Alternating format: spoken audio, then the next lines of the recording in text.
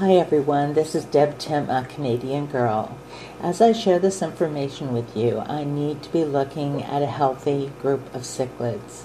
That's why I'm sitting in front of my Mbuna community.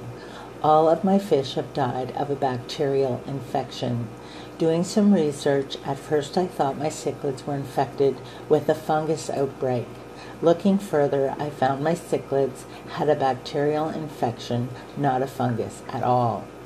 This is actually worse because fungus is not contagious, where a bacterial infection is highly contagious. It can be spread by using contaminated nets, containers, and even by handling food. Because it's highly contagious, it's very important to use extreme sterilizing techniques to avoid contaminating other tanks. The proper name of this disease is Columnaris, but also is known as cottonmouth, mouth fungus, mouth rot, and saddleback. These bacteria will infect fish that are stressed, living in poor water conditions, inadequate diet, stress from handling, where high bioloads exist, low oxygen levels, and poor shipping practices. Columnaris will enter the fish through their gills, mouth, or small wounds on their skin. This bacteria can survive for up to 32 days when the water hardness is 50 or higher. In the treatments needed to combat Columnaris, it also affects the minerals in the water that are essential to the well-being of our fish. Lacking the required minerals, our fish become weak and end up being more vulnerable to this infection. It's a giant circle. You're damned if you do and damned if you don't. In appearance, you will see white spots on the fish's lips, fins, and scales, looking like cottony growth that eats away at the mouth. Fins begin to disintegrate, beginning at the edges, or a saddleback lesion near the dorsal fin. Fungus then moves in to invade the affected skin and wounds.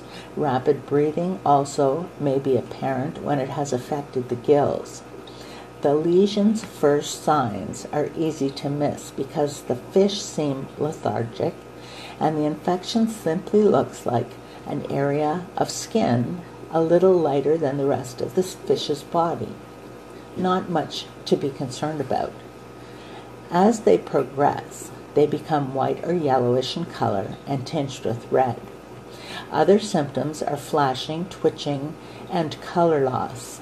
Most affected fish die within 72 hours of the first signs.